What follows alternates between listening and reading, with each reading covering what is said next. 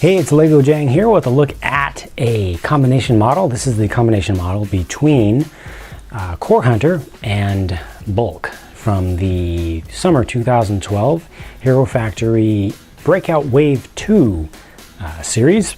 Let me go ahead and do a little rotation, show you this guy from angles other than the official angle where they took their official picture from photograph, so you can see what it looks like on the whole. I'm not going to hold back. I will say right from the start that this is my personal favorite combination model from all of Wave 2 and actually from all of Breakout Wave 2 or Wave 1.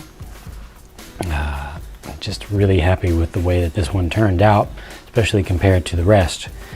There you go. That is what it looks like. And now I can start messing around with getting different poses and angles and stuff.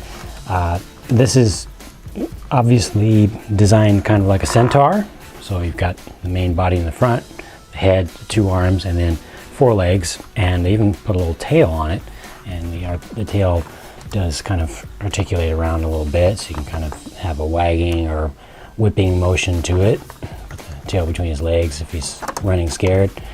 And pretty consistent color scheme used throughout. The only thing that kind of stands out is the use of the orange pieces from Stringer here, but the rest of it, you know, the various shades of black to gray to silver with the gunmetal in between, red highlights all the way around, good bulk to them, you know, good amount of just presence and thickness and size.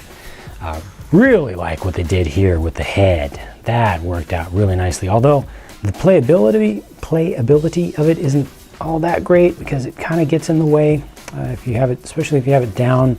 It's depending upon the angle of where you have the other, you know, where you have the arms and stuff, kind of starts to get stuck there. But if you didn't have these shoulder pieces in the way, if you didn't have the upper body piece here, still, no matter what, actually, that's just a really good idea, using that large 3.0 animal paw piece.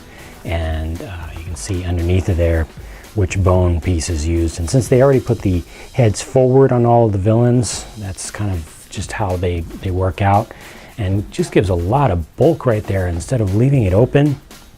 I think that worked out really cool. What they did here with the claws made a lot of sense. I like even the use of these spike pieces back here on the backs of the hands, and then the claws just look awesome to me, even though they don't really close up. You know, if you actually look at them from the side, the thumb pieces, if you would, don't do anything. You know, they just kind of sit there. If you want to hold on to something, an actual piece of something, you kind of have to stick it down in there and bring these main claws way back and kind of have it at an angle. But still, I'm okay with that. Oops, that just popped right off. These do rotate around a little bit, although it's not doing quite as well as I was hoping for here. It kind of springs between those spots, but there we go. And you can also rotate it up in there. It's just a short little bone piece is used right here. Really short little piece, but you can get some pretty dramatic poses with that. The shoulders do have enough room, although they can start to bind a little bit, get in the way with this piece here or the upper body armor piece, but you know, you can get around it, so you can get a lot of cool poses out of it. The legs, of course, are able to move around plenty.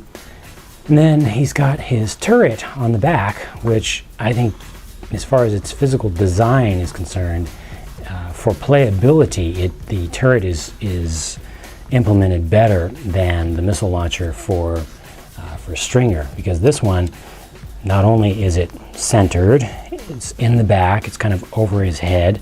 They do have a little bit of bulk that they added here just to kind of extend the thickness of the torso towards the rear. It doesn't go all the way up, but it helps a little bit.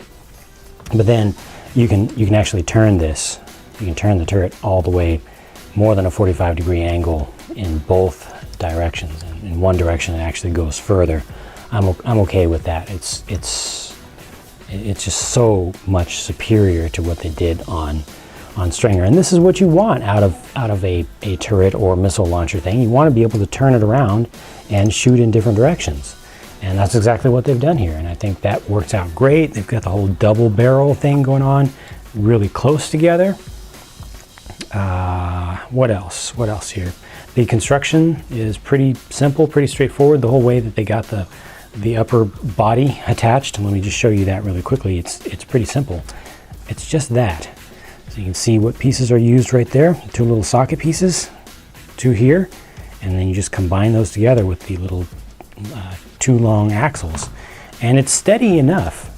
There's, you know, you can actually rotate the whole thing a little bit forward and to the back, not so much to the back, but it's pretty steady. And then they put this piece in front to help cover that up.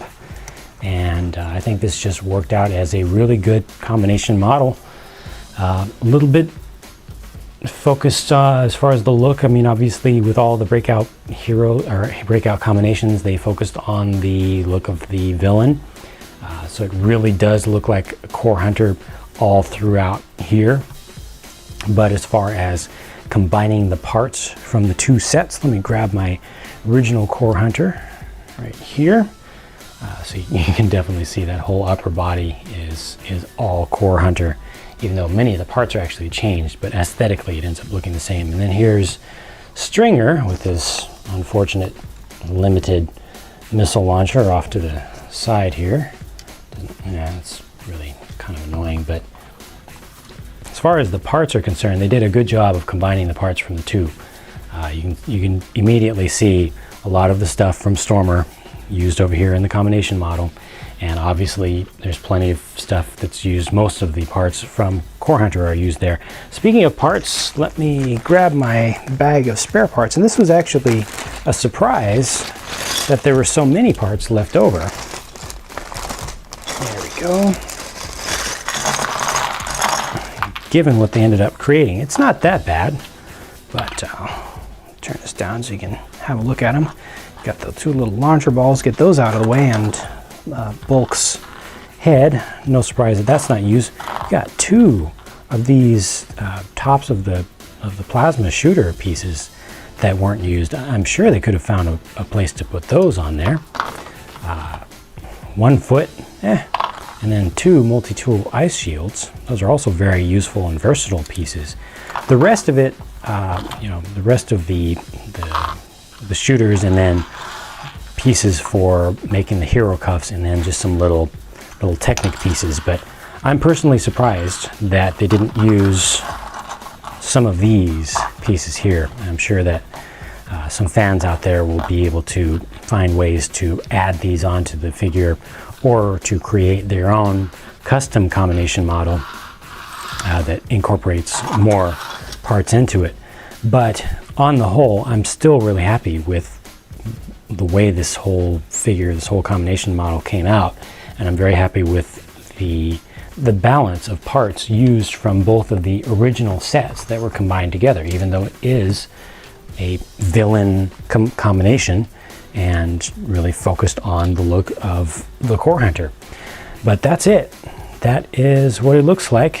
Hope that was enjoyable for you as a video. If you liked the video, please hit the like button. If you didn't like the button, please do hit thumbs down. It helps me out the same either way, and I appreciate the feedback, and YouTube appreciates it also. That's it for this video. Please check out the blog at hero-factory.blogspot.com, and the Facebook page. You can like that to get quick updates. Sometimes YouTube doesn't even send out the subscription notifications properly, so you can always see stuff coming up either at the blog or on Facebook at facebook.com/LegoJang. That's it. Talk to you again soon.